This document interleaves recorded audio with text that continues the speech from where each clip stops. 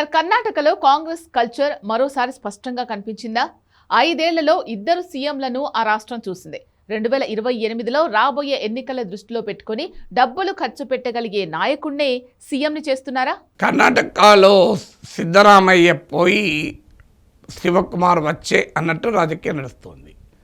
ఇది కాంగ్రెస్లో కొత్త మీకు కాదు, అన్ని రాష్ట్రాల్లో కూడా గ్రూప్ తగాదాలు ఉంటాయి.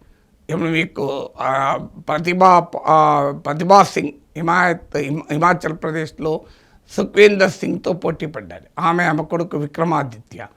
రాజస్థాన్లో అశోక్ గెహ్లాట్ వర్సెస్ సచిన్ పైలట్. మధ్యప్రదేశ్లో కమల్నాథ్ వర్సెస్ జ్యోతిరాదిత్య సింధియా. తెలంగాణలో రేవంత్ వర్సెస్ సీనియర్స్. మీకు కేరళలో సతీశన్ వర్సెస్ కేసీ వేణుగోపాల్ వర్సెస్ రమేష్ చెన్నితల. కర్ణాటకలో సిద్ధరామయ్య వర్సెస్ శివకుమార్. అంటే కాంగ్రెస్లో దాదాపు ఎక్కడ అధికారం ఉన్న రాష్ట్రం ఉన్నా అక్కడ లీడర్షిప్ డివైడెడ్గా ఉంటుంది. చాలా రేర్ సందర్భాల్లో మాత్రమే కాంగ్రెస్ పార్టీ యునైటెడ్ లీడర్షిప్ పొందగలుగుతుంది.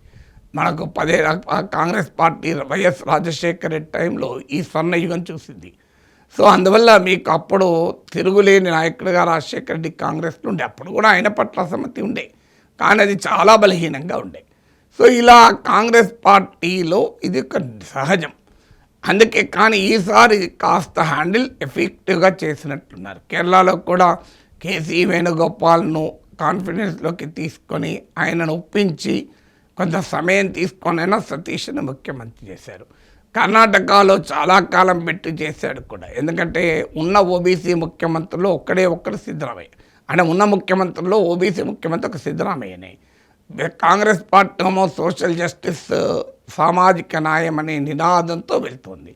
అలాంటప్పుడు మీకు ఇక్కడ అహిందా అంటే అల్పసంఖ్యాక వర్గాలు, దళితులు, ఆదివాసీలు, వెనకబడిన వర్గాల సమీకరణతో వచ్చిన సిద్ధరామయ్యను తొలగిస్తే ఏ రకమైన ప్రభావం ఉంటుంది అన్న అనుమానం ఉంది. ఎమ్మెల్యేలలో, ఓటర్లలో కూడా మెజారిటీ సిద్ధరామయ్య పక్షాన ఉన్నారు.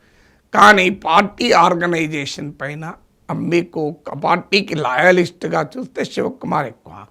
అందువల్ల ముందే శివకుమార్కి హామీ ఇచ్చారని, మొదటి సగం భాగం సిద్ధరామయ్య ఉంటాడు, తర్వాత శివకుమార్ ఉంటాడు అని ఒక రహస్య అవగాహన పార్టీ నాయకత్వం కుదిరిందని కూడా అంటున్నారు. ఫైనల్గా హైకమాండ్ అసెప్ట్ చేసుకోగలిగింది, సిద్ధరామయ్యను పక్కకు పెట్టి శివకుమార్ని తీసుకురాగలిగింది.